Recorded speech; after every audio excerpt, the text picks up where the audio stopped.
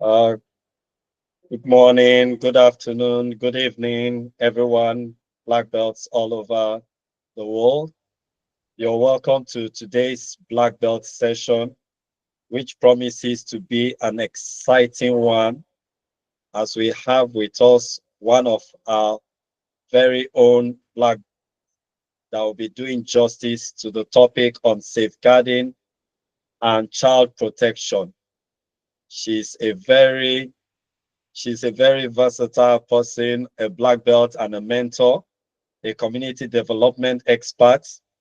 My body is my body ambassador, a Kenya certified virtual assistant, and an educator. Someone that's intrinsically motivated, as you can see from our continuous post on Facebook. If you have been following her, she has been engaging us on Facebook so much these days. She believes in continuous learning and she's one that is interested in gender equity, women empowerment, youth empowerment, and quality education. I believe we have a capable hand to do justice to this topic today. And to do that is none other than Miss Mary Akatch from Kenya. Let's welcome her with various emojis, a clap emoji, a thumbs up, wherever you are. Please give her a warm welcome. Over to you, Miss Mary.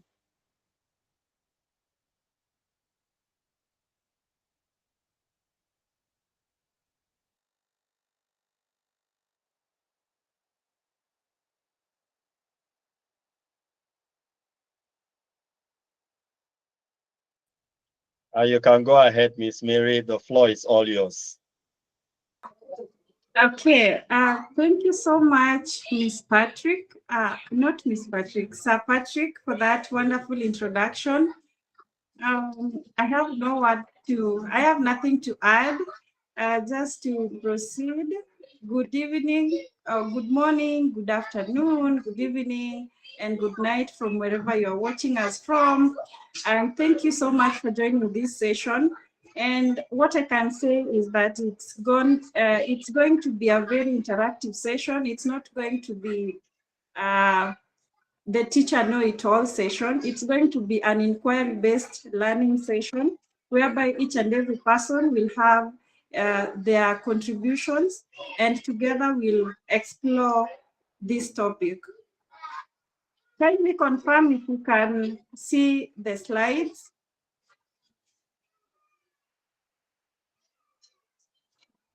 Yes, we can. Well, okay, if you can see, okay. Thank you so much for confirming. The topic of today is a very vital topic, especially in the education and in the community at large, because you've always, very many people have said that children are the future leaders. And I totally agree with that statement.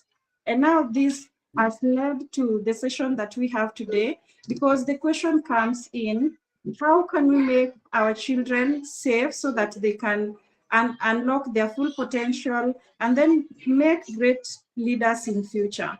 And safeguarding and protection of children's rights is one of the greatest ways in which we can ensure as educators and as well the community members that our children are safe and they are in a position to unlock their full potential and even utilize their talents in solving the community problems.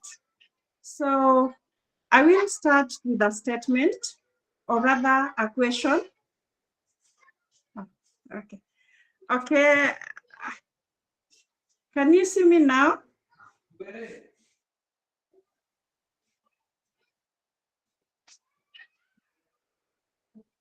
Okay. Okay, Sisa, thank you for that. I will ask you one question as the educator or as a person who has been in the community observing these things and even have sometimes something to say about them. When you hear the term child safeguarding and protection. What comes to your mind?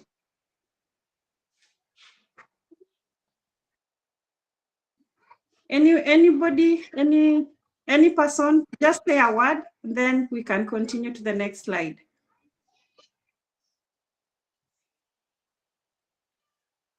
What comes to your mind? Okay. Okay. Loli is saying protection from all kind of abuses, which is true. And that is a brilliant idea as far as safeguarding and protection is concerned. That is children's right. Okay, Sisa Kiri is saying ensuring that children are safe. Well, all those statements are true, and that is what we shall be exploring today. Kindly go to the next slide, please. Okay, we shall start with the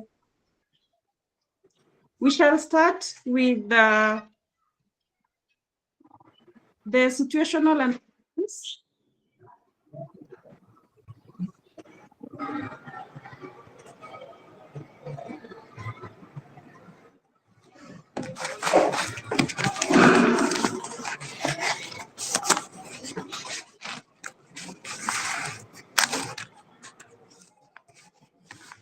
We can start with the situational analysis, and maybe Prince, you can just read for us the situational analysis whereby how children are affected both globally and locally.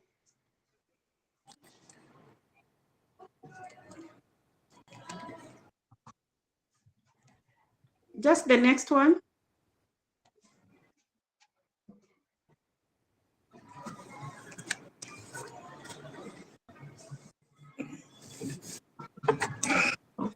The first one, please. Okay, this is it situational perpetrators of violence or the first one? Yeah. Okay. Perpetrators of violence is saying that 34.6% of females and 22.4% of males witnessed violence in the home. Secondly, it says 22.4% of females and 21.7% of males witnessed violence in the community or neighborhood. That's 13 to 17 years.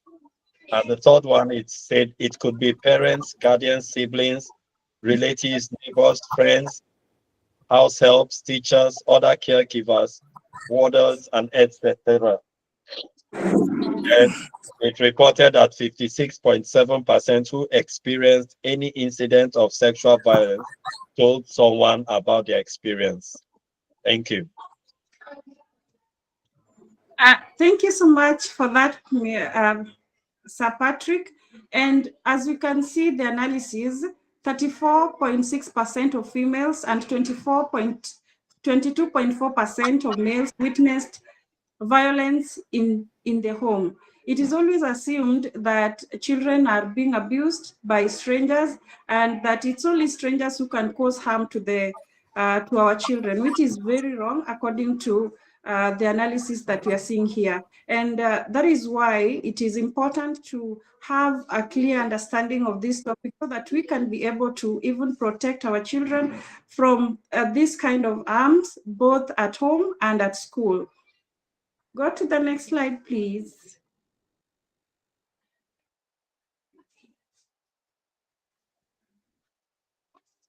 Okay, in the next one, we are going to look at different terminologies when it comes to children rights and safeguarding, and maybe someone can be admitting the ones who wants to join so that I don't get distracted. Thank you so much. Don't worry, just go on with your presentation. I'll be doing the admitting. Just go on. Don't worry about it. Thank you so much. And some of the terminologies that we are going to interact with so much in this session are children, safeguarding, protection, and child malnutrition. If we start with children, it might vary from one region to the other, but this is a general definition when it comes to what a child means, what the term children mean. And in this session, we'll make reference to the word children, in particular to those who are under 18 years, the ones who have not attained the age of consent. They include infants, toddlers, children, and even teenagers. What all share in common is that they are not consenting. So whatever happens to them is not their fault. They did not give consent to whatever happened to them. Next slide, please.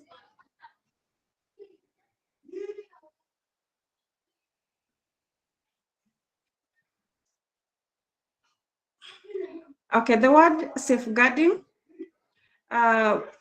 Sometimes people have used safeguarding and protection interchangeably, but they are two different things and they are two different terminologies.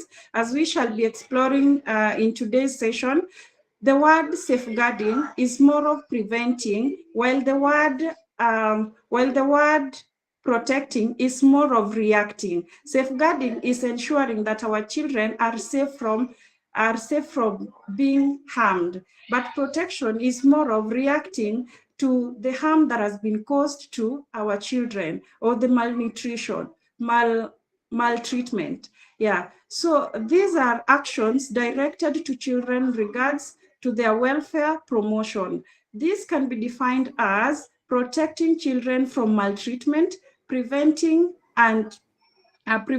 the impairment of children's mental and physical health development. So anything that makes children not to be physically fit, not to be mentally fit, is considered as maltreatment. And the actions that are taken to prevent them from going through that kind of treatment are now the safeguarding. Just go to the next one, Prince.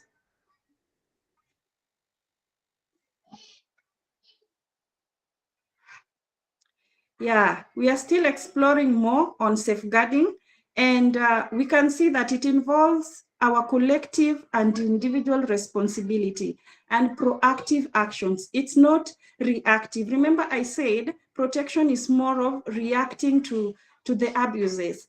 Safeguarding is proactive, something that you do before harm happens. That is what we call safeguarding. And we can see that it focuses on how we make the society safe for our children with a preventive lens, from a preventive lens. I don't know, for those who can have a lens, like lens, how can I put it? The microscope lens. Now this one, you look at it from a proactive lens, like what can we do to prevent this? Not what can we do after this has happened. Now that is all about safeguarding. Okay, and it includes the efforts like safe recruitment, having child protection policies, and any other activities that will ensure that our children are safe. Like, for instance, now we are talking about educators. What can you do as an educator to ensure that our children are safe, to ensure that our learners are safe, not reacting to what they are going through? Maybe we can do this through creating a safe environment, and how we can do that, we'll see in the later slides. Kindly go to the next one, please.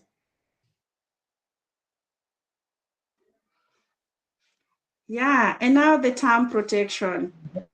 I said safeguarding is proactive, protection is more of reactive.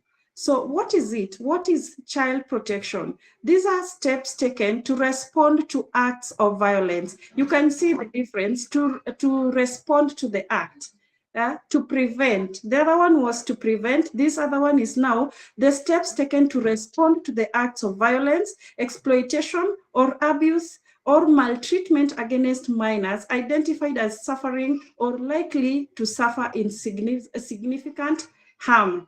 So when you're reacting to something that you see that this might cause some harm to the learner, then what you're doing is protection. When you've identified a learner that is likely being abused, then whatever you will be doing by recognition, reporting, all that will fall under protection. But when you are providing a safe place for them, that is under safeguarding. May I pause a bit so that I can confirm if we are together? Yes, we are. We are together. Thank you so much. Thank you so much for confirming that. Maybe we can go ahead. Just proceed to the next slide, please, Prince.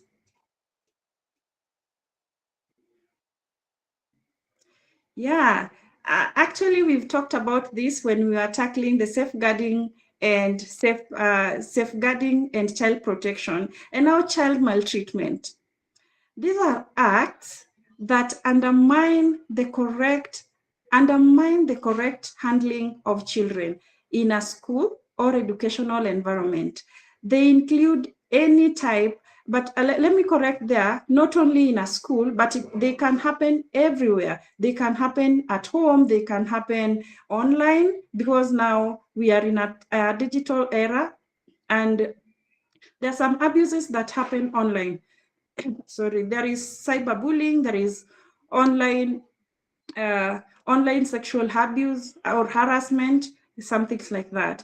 They include any type of abuse or neglect. Remember, abuse is something that you can see, or maybe somebody inflicted a physical harm to the child, but now with neglect, failure to perform your duties, like failure to not being responsible, not providing the child with the basic needs, for example.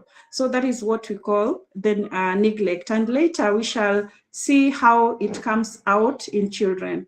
It is a problem experienced globally. As we saw in the analysis in the first slides, that it is a global problem. It is not a local problem. I can sit here and say that this is child maltreatment is only experienced in Kenya. We have seen the numbers. We've seen about 22.4 of males. It is actually sometimes assumed that the male children do not go through this maltreatment, but it is a very wrong assumption, because they as well suffer from this maltreatment.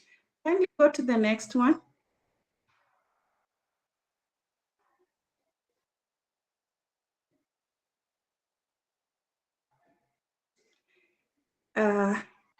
Yes. Now, I did a bit of both global and the local one, because I'm presenting from Kenya, and this is how the Child Abuse Act 2022, Children's Act of 2022 defined child abuse. Number one, the infliction of physical harm by any person on a child, by any person. So it doesn't mean that if you are a parent and you've inflicted harm to your child, then that is not considered as child abuse. Whether you are a parent, whether you are a teacher, whether you are a stranger, all these are treated as child abuse. And then number two is that the influence, the infliction or inducement of any physical harm by any person on a child by acts intended to cause harm, or negligent acts or omission that cause harm. Imagine, by failing, it's not only by maybe inflicting that pain on the child, by failing to report the cases of abuse, you are actually treated as somebody abusing the children, the act of omission. When you do something that will cause harm to the children, you are actually committing. But when you fail to protect this child, you are omitting. So it means that both committing and both commission and omission are treated as child abuse. And then C is failure by any person to protect a child from physical harm or cause harm. Yeah, that is related to the point that I said. If you fail to protect them, then you're also abusing them. So this calls for a lot of vigilance as educators, a lot of vigilance as community members to just ensure that our children are safe. Because if we really follow the law, then a person who does not report this child abuse falls under abuser. Yeah, and then D, act or omission that affects a child's health, socially or emotionally. Yeah, and sometimes we can maybe practice some acts that to us they are merely punishment. For instance, telling a child not to go out to play the whole day because maybe he or she did something that did not meet your expectations, and you feel this is just a mere punishment. Here it is defined as an abuse because you are you are preventing that child from growing socially and emotionally. What about emotionally? Emotionally is more of use of verbal words or hurtful words that go deep down, that hurt the child deep down from the heart. Like an example that I can give there is unrealistic comparison of our learners. Like I know you can't be like, you're not like this person, or see what your other peers are doing. What have you, like, okay, trying to undermine, trying to underrate our children, or using words that really cause make them to feel undermined, they lower their self-esteem. So up to that, allow me to now go to the next one. Unless there is a question, there is addition, I can always take it as I go. Yeah. We've talked about child abuse. We've talked about safeguarding, protecting. Now, what are these forms of child abuse? What are these forms of child maltreatment? Sorry. Yeah, and maybe you can just go back to the physical one.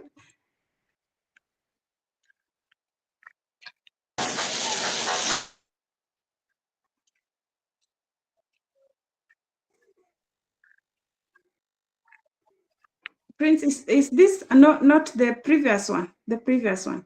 Okay. We have next one. We have various forms of abuse. It could be physical. It can be sexual. It can be emotional. And there are also other forms of abuse, which include neglect or harmful cultural practices. All these are categorized under child abuse. Let's look at physical abuse. What are some of the things that if you see in a child, or if you identify in a child, then it is most likely that this child is undergoing child abuse? Under physical abuse, we have burning, the burnings, a child, a child using paraffin, cigarettes, okay. What I know about burns is that when you talk about burns that can make you understand that this child is likely going through child abuse is burns that have a pattern. Like, for example, maybe cigarettes or hair dryers and like that. And then when we talk about maybe the cuts, they can look like a knife or something sharp, and they're ever there. The cuts that are not going away, the burns that have a certain pattern. Yeah. And then another form of abuse is actually pinching the child. And then another one is biting the child, among other things. Yes. When we go to sexual abuse, the forms of sexual abuse are like incest, defilement. I was corrected that we don't call it rape, we call it defilement. And then sexual exploitation of children, like one, children prostitution. It could be assumed that this is not going on, but sadly enough, this is something that is going on, because you can find that maybe some parents may assume that their children are now old enough to practice these sexual activities, and by that they will be abusing the child. And then sodomy also falls under sexual abuse.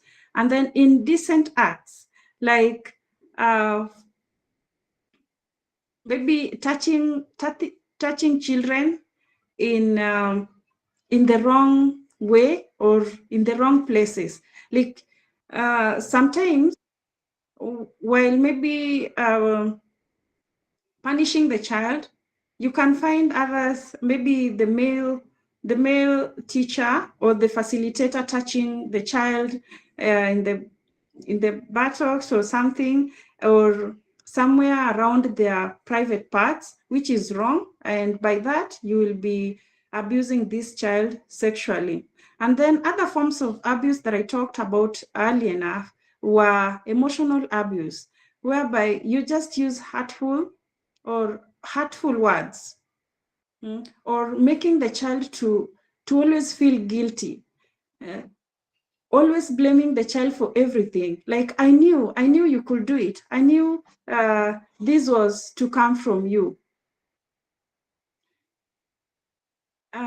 Someone is asking, is it only make teachers? I didn't. Maybe you can expand on that, please, so that I can find a way of answering you. And then emotional abuse.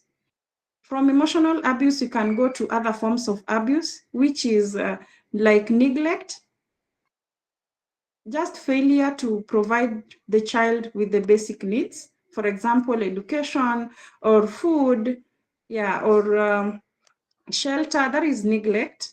And sometimes it is not the fault maybe of the parent, but by so doing, you are still abusing the child. And then other forms also are harmful. Just a moment. Harmful cultural practices. Like in Kenya, we have the FGM or early marriages. All these fall under child abuse. Kindly go to the next one.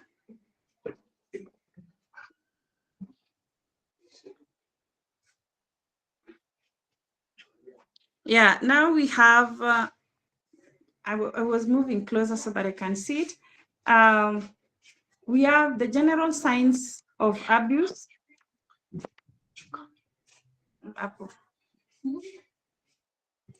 We have signs of abuse. It is common to use children, to see children with injuries which they cannot even explain the root cause. And sometimes their ages cannot really, like, you meet maybe, can I say preschool child having burns, having cuts. You really try to wonder, like, how did this child get these burns? How did this child get these cuts? So sometimes when you look at that, that could be communicating to you something that this child could be undergoing child abuse. And then signs of neglect. I'll just be a child of signs of neglect. Sorry, I'm so fast, so I'm trying to. Signs of neglect. One of them is low attendance to school or truancy. Like if you find a learner that is always absent, that is always maybe absent. I don't want to say absent-minded, but they don't concentrate too much. This child could be undergoing child abuse. Then frequent lateness, yeah. And then another one is behavioral change. Maybe you can find sometimes this learner was very bright, was maybe the top performer, but with time the child starts reducing. The child becomes a low performer or rarely performs well. Yeah. And then another one is poor personal hygiene. You can look at a child and really you wonder, did this child come from their home or the street or something? And then weight or growth issues. Yeah, a child that all of a sudden starts gaining, not losing weight, that cannot be explained, that child could be undergoing child abuse. And then poor social relations. There are children who always want to isolate themselves. They have these withdrawal symptoms. Then they cannot just isolate themselves. Maybe they feel safer when they're alone. They feel safer when they're alone. So they always tend to be to look for somewhere that they will just stay alone. They don't want to associate with others. They don't want to play with others. That child could be undergoing child abuse. Then lack of proper adult supervision. Clearly, maybe if you look at a child or if you look at a learner, you can clearly see that there is no proper adult supervision in terms of maybe if you give homework and then the child just does homework in a certain manner that tells you that there was no one to guide this learner. There was no one to at least supervise this learner when he or she was doing their homework, let me say so. Kindly move to the next.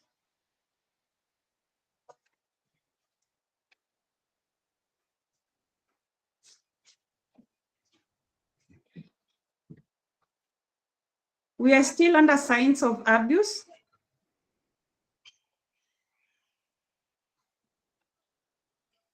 We are still under signs of abuse, and these are still signs of physical abuse, like bruises with certain patterns.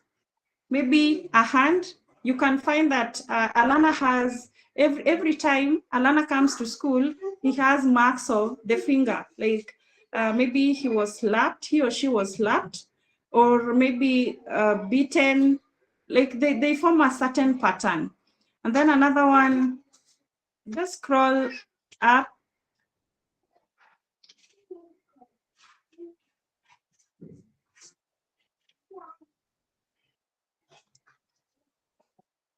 Just up.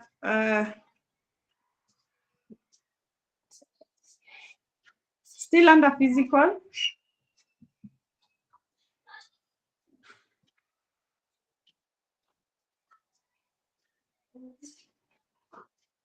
Okay, and then there are injuries. Sometimes children have injuries that they cannot explain. There are some that accidents happen, and if they say that they got accidents and you can relate, you can understand how the accident came about, then we can say that that is not physical abuse. But when they are ever having injuries that they do not want to talk about, or that they cannot explain properly, then it could be communication that this child is undergoing child abuse. Then emotional abuse, I talked about it some time back, and the possible signs may include self-harm, marks like cuts, burns, or scratches, erratic weight or growth patterns. Just go back kindly, Prince. Then there is always unexpected or mood change. A child that does not want to talk to people, that does not want to sit where others are sitting. And then there is delayed development, either physically or emotionally. This child could be undergoing some emotional damage. And then we can go to the sexual abuse, and some signs could include stomach pains. Mark, underline the word could include. Stomach pains can be a medical issue that needs to be attended to medically, but it could also mean that this child is being defiled or is undergoing some form of sexual abuse. And then there is genital or anal pain. When the child is always complaining of the genital or anal pain, then I think it could be time for you to start looking at this child, maybe having a difficult conversation with this child to ensure that you get to the root cause of the pains that they always complain about. Then another one is discomfort in sitting or standing. Like maybe they are sitting sideways, yeah, in a manner suggesting that something is undergoing with them. And then it could be bruises because maybe they were trying to struggle with the person who was defiling them or wanted to defile them. And as a result, the person decided that maybe the person got angry and slapped them or just beat them with some object. So it is good to always check on those signs.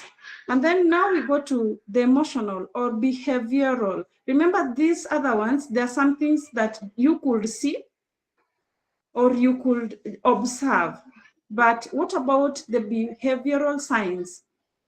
And one is avoiding being alone, like being alone or frightened, or a person they know, like avoiding being alone with people or frightened, like a child who is always frightened.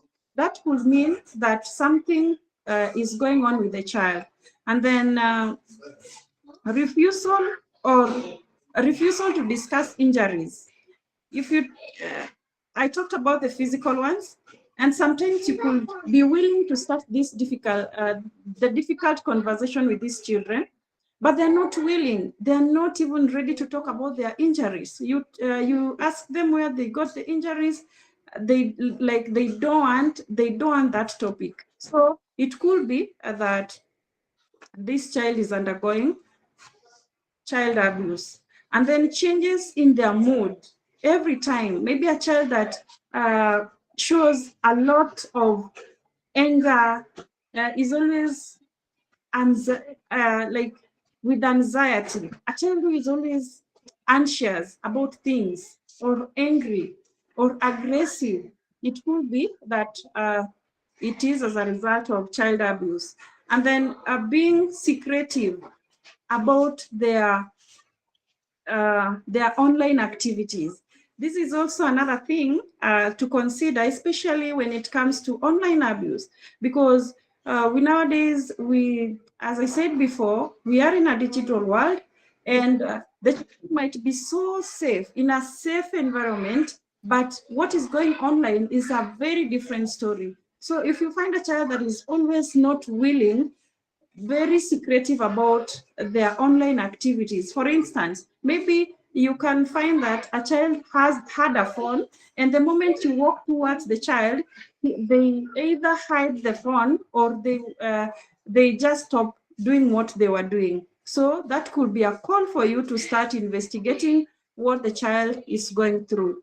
Then I talked about difficulty in concentrating. Yeah, maybe you are teaching and the child is always lying on the desk. The child is always sleeping. The child is always fatigued. It could be a call for you as the facilitator to start investigating or to start looking into the root cause of all these actions. Yeah. The next one, please.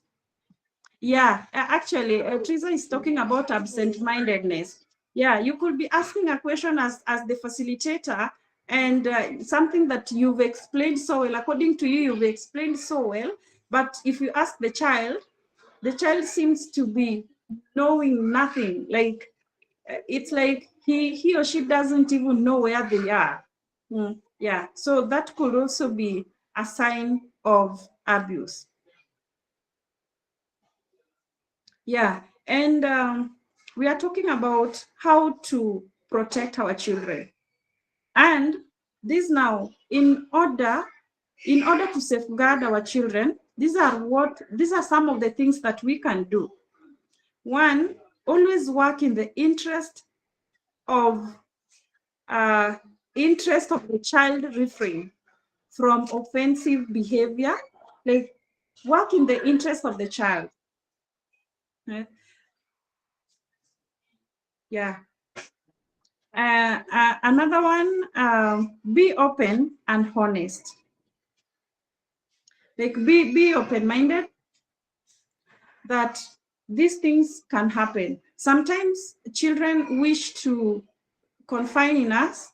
They really wish to share whatever they are going through with us, but we don't seem to be friendly. We don't seem to be approachable. So the child decides not to share with you anything. And then we really have to be vigilant in recognizing, responding, and reporting these cases whenever we see them. Yeah, just go to the next one, please, Prince.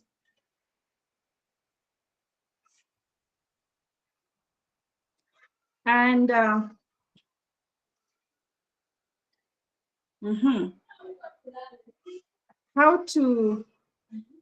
do you respond to concerns?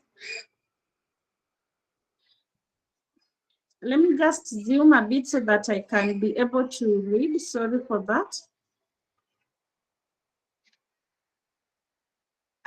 We are being told that in any environment where children are, there will always be concerns of you as an adult working with them. So how do you respond to these concerns?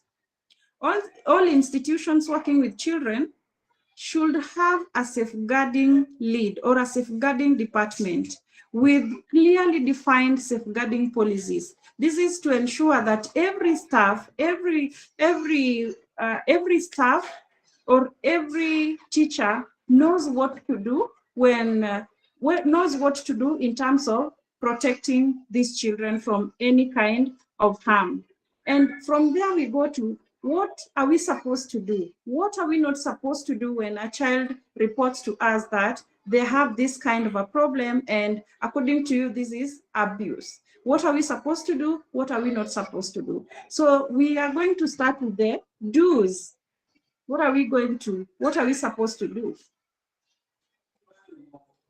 Next one, please, Prince.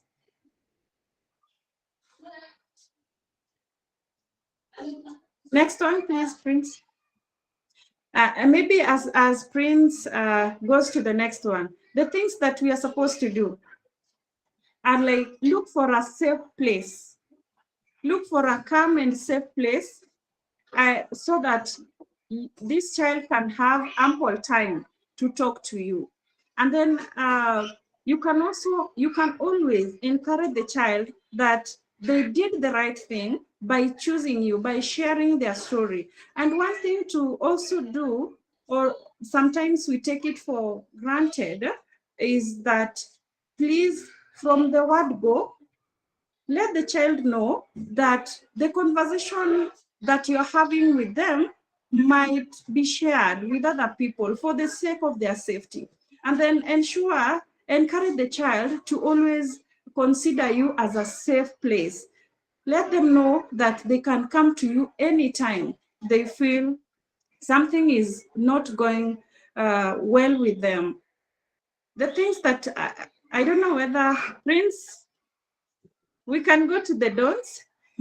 As the things that we are not supposed to do when children confine in us is promise confidentiality. Remember, I said you're supposed to let the child know that, of course, we are having a very confidential talk, but sometimes for the sake of your safety, I might have to share with the children officer, with the safeguarding department, or another person to ensure that you are safe, so that the time when you report this thing,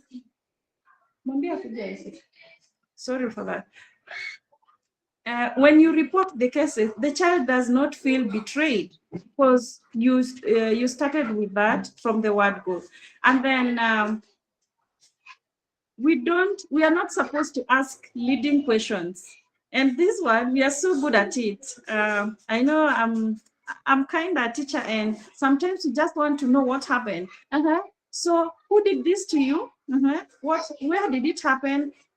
Please let the child talk, and if possible, record the child. And if possible, if the child can write, let the child write in their own words what they are trying to say. If they can draw, let them draw their feelings. If they can sing, let them sing what they are feeling. But do not put words into their mouth that, okay, maybe, okay. By probing, we call it probing. By probing, you are not giving this child a time, a safe place to talk. You're just encouraging the child. It's like you want to know more about what happened. And by doing this, by the way, sometimes we can re-traumatize the children without our knowledge. We can end up re-traumatizing. We are taking back these children to where they were when they were experiencing this kind of abuse. Another example that we are used to do as educators sometimes is sharing their conversation, not in terms of reporting the cases, but you're always calling a fellow. Come and hear what the child says. Please confirm for me, and then you keep on. Yes, exactly. Let's avoid probing by trees are there. We can. I was talking about resharing their stories. Like, come, let me use my name. Assume I'm the child. I've come to you to report. And then instead of just recording everything and ensuring that you have every detail that you want, you always want to share this information with your fellows and tell them how this child is suffering. And then at the same time, you're calling the child. Kindly come and repeat what you said. Kindly come, and then you seem you look so shocked. It's like you've never had that thing before. That thing hurts the children, and they may not be open another time to share with you anything. When you keep on sharing whatever they told you, calling other people, the child came to you because it is you who they felt could help them solve their problem. So by calling other people, the child had the option of going to those other people you are calling, but the child chose you. So you're not supposed to. You're not supposed to keep on resharing or calling them to reshare their story. And then interruption. The child is talking, and you're like, okay, excuse, what happened? Yeah, those you're supposed to stay calm. Yeah, and then.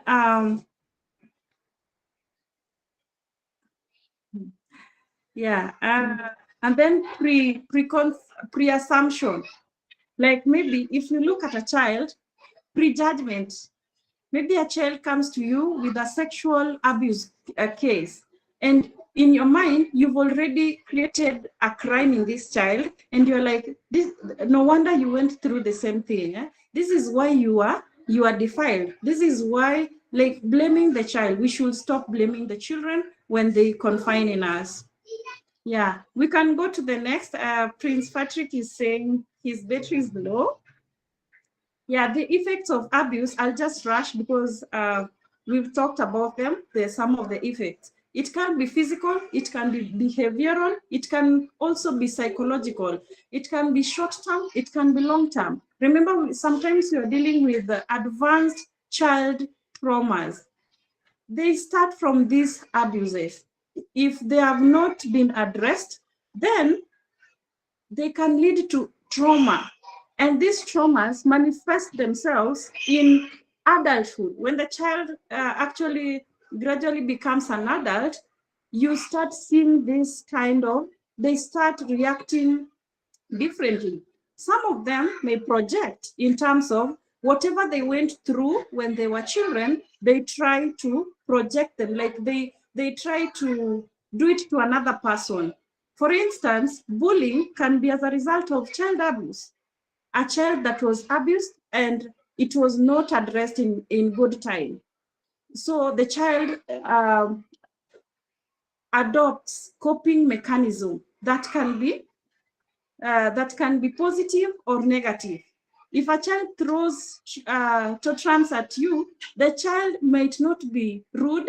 The child is just responding to some traumas that he or she might have experienced when they were young. And then low self-esteem. Those are all effects of child abuse. The child that is always not believing in themselves, they don't really believe that they can do something really important. And then physical, like we say, weight loss, fractures, scars, general ill health. You can just see a child is not healthy. It could be as a result of these effects, these abuses. Then emotional, we've talked about, those are psychological. We've talked about fear. A child is always fearing. Maybe you are in a class and just a small thing, or maybe somebody has just talked of an animal out and the child freezes. That could be a result of child abuse. Then the child is always guilty. A child, how can I put it? A child who is always sorry for what they did. Unnecessary, not as a result, they might not have done anything wrong to you, but because the guilt was created in them, they feel like everything that they do is wrong. Yeah, and then shame. They don't want to do anything because they feel maybe they will shame you. Yeah, and then low self-esteem, we've talked about it. Addiction, it could be addiction. For instance, we can talk about sexual abuse, and then we we notice a tendency of a child who always wants to engage themselves in these sexual activities. It could be because when they were young, they experienced sexual abuse that was never addressed, and as a result, they became addicted, and that is their lifestyle now. That is their coping mechanism. Then suicidal thoughts, of course. Sometimes it can be to an extent that the child feels, I can no longer do it. And as a result, we have cases of children who have succumbed to suicide. So it is that serious. Let's go to the next one, please. I can see our time is up. Yeah, I won't talk about much about this, but in the prevention column, these are the actions, the proactive actions that we do as educators, as community members, to ensure that our children are safe in the community, in the schools, and our surrounding. The response is now falls under protection. What do we do after realizing that maybe an action or actions could lead to or led to harmful to harm, sorry, not harmful, but led to harm or caused harm to our learners or our children at large. So those are actions fall under the response. What will you do? You're supposed to recognize the 3R. Recognize, using the science that we've learned, you can always recognize when a child is undergoing child abuse. And then you respond. You don't just recognize and leave it there. When you recognize that this child could be undergoing child abuse, you respond by starting. Sometimes it means starting the difficult conversation with them, like wanting to know what really happened. For an example could be, maybe a child was sleeping in class and you really want to know, you want to start the conversation. Remember, you have recognized, and now you want to respond. And then you could say, I saw you a bit low today in class. Is there something that I could know?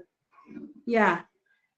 So at least from there, if the child is willing to talk to you, you'll get to the root cause. But never force a child to talk to you about their experiences. It is not right.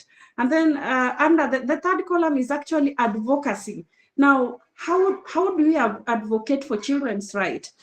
By doing this, I think I'm doing the advocacy, just creating awareness that these cases are there and there are actions that are supposed to be taken against them, or to ensure that our children are safe. By teaching children about their rights, about how to protect their bodies, you are doing an advocacy work. The next one, please, Prince. Yeah. Now this is our part. What is the role of teachers in safeguarding? 1, creating a safe and inclusive environment, including culture of safety, online and offline, free of favoritism. I mentioned it before, that as a teacher, you're supposed to create that safe and inclusive environment, ensuring that even our teaching methods are inclusive. They're inquiry-based, not just focusing on one culture, not just focusing on one language. You must ensure that all these children are included and are safe. Ensure that the well-being of children is taken care of. And then your conduct. Through your conduct, for instance, professionalism. Don't start throwing words at children. That is your role. And by throwing words at children, actually you're abusing those children. So it is your role to ensure that you maintain professionalism when addressing children. And this leads me to mutual respect. When learners respect you, please respect them back. They also need that respect as much as you do. So ensure that you respect is mutual, not just you want learners to respect you and you don't respect them in return. And then building positive professional relationship. Mark, underline, positive professional relationship.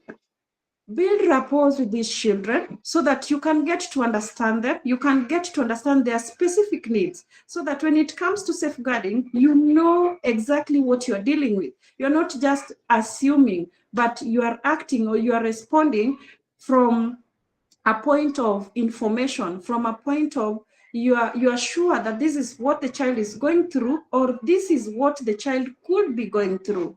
And then please maintain privacy, respect the privacy of the child. Yeah, as we said, don't keep on sharing, oh, okay, maybe meet this child, she's going through this problem, please respect their privacy.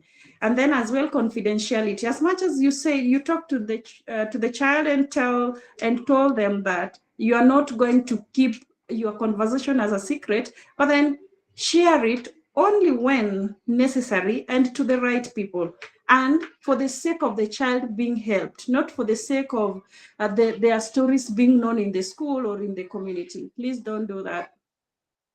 Then maybe prompt identification and reporting of child abuse. Yeah, we must be vigilant in recognizing these signs, knowing actually we are supposed to be informed about the child abuse and maybe the measures that we can take. And then we are supposed to report them, not sit with them, not discuss them with everybody else, but report them to the relevant personnel. And then providing emotional support. Please Yeah, this one is now comes in under psychosocial support. Actually, we are supposed to provide biopsychosocial. In that, the bio stands for the physical. How do you ensure that our children are safe? Maybe ensuring that the space is enough, like how the arrangement is, you arrange your class in a way that children can freely pass so that they don't get injured. And then the psycho now this is now the emotional part. And then the social, please take care of the social well-being of the learners. Yeah, and then fostering emotional well-being. Yeah, you can just do that. You can ensure that you liaise with the community members or different personnel to ensure that your learners are emotionally okay. Yeah, maybe the next one, and probably the last one.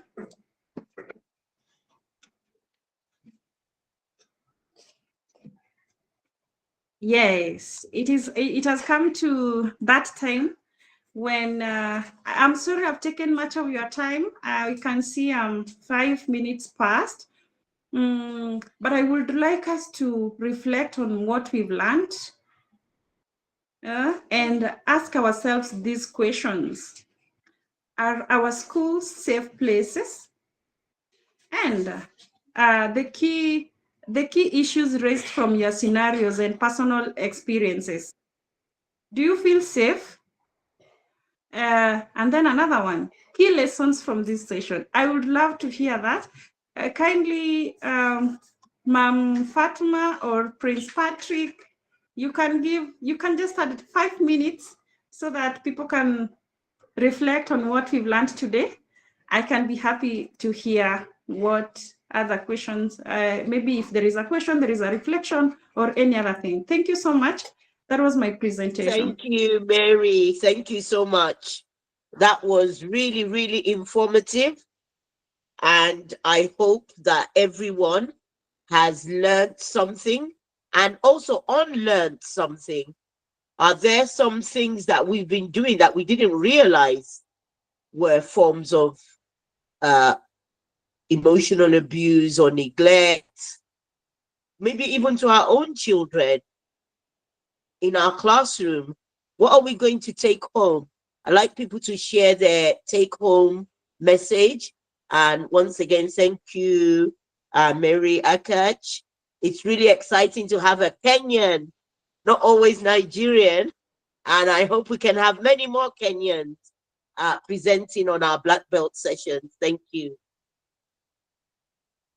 Thank you so much, ma'am, for this opportunity. Thank you so much, Prince Patrick, for your kindness in sharing the slides. My machine decided not to work today, but I'm thankful to you for sacrificing that time to just ensure that we have a seamless session. And thanks to all the participants for taking their time and even listening, giving me a listening ear. And maybe one thing that you can promise me that after this, maybe come next year for the educators in Kenya, you'll do things differently according to what you have learned, what you have relearned, or what you have actually unlearned. Thank you so much, and do have a great evening, everyone.